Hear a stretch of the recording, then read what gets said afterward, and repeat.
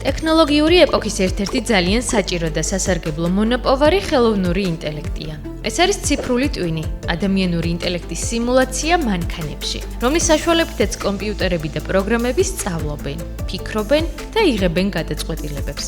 AI არის კომპიუტერული მეცნიერების დარგი, რომელიც ინტელექტუალური სისტემების შექმნაზეა ორიენტირებული, რათა შემდეგ გაამარტივოს ცხოვრების სხვადასხვა სფერო. იქნება ეს მედიცინა, განათლება თუ თვითონ ტექნოლოგიები. ალბათ ერთხელ მაინც ყველას გამოგვიყენებია ჩვენი smartphone-ების ხმოვანი ასისტენტის ფუნქცია.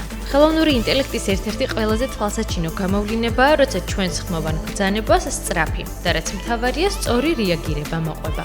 გარდა ამისა, ზოგიერთ პლატფორმაზე ხელოვნურ ინტელექტზე დაყრდნობით მუშაობს რეკომენდაციების სისტემებიც, მაგალითად Netflix-ზე, YouTube-ზე, Amazon-ზე. აქ ტექნოლოგია მომხმარებლებს თავაზობს პერსონალიზებულ არჩევანს, რომლებიც დაფუძნებულია მათსავე ინტერესებზე, ქცევასა და მოთხოვნებზე.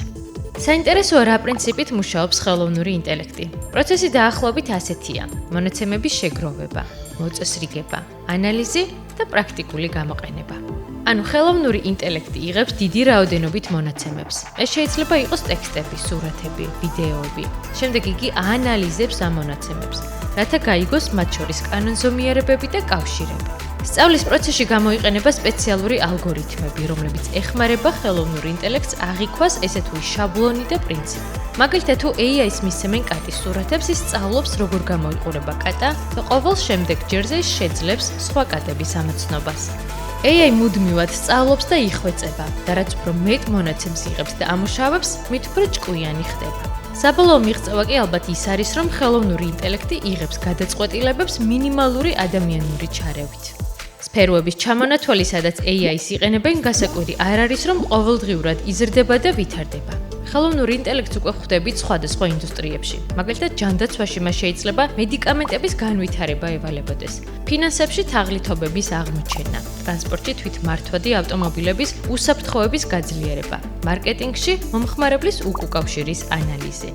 ხელოვნური ინტელექტის გულშემატკივრები მის ბევრ უპირატესობაზე საუბრობენ და აღნიშნავენ, რომ ის ამოცანებს წყვეტს უფრო სწრაფად, ეფექტიანად და უფრო ვრცელ ანალიზზე დაყრდნობით, ვიდრე ეს ადამიანებს შეუძლიათ.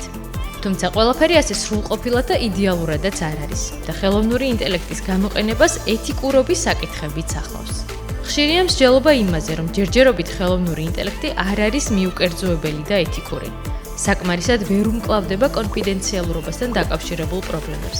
და რაც მთავარია, პროცესების ავტომატიზაციის გამო სამსახურს კარგავენ ადამიანები. და ბოლოს, ვისაუბროთ იმაზეც, როგორი შეიძლება იყოს ხელოვნური ინტელექტის მომავალი. პოზიტიური სცენარი მის განვითარებას ადამიანურ ღირებულებებთან ჰარმონიაში მოიაზრებს, რათა საბოლოოდ ამ ინტელექტუალურმა სერვისებმა დადებითი გავლენა მოახდინონ საზოგადოებაზე და გლობალურ გამოწვევებზე.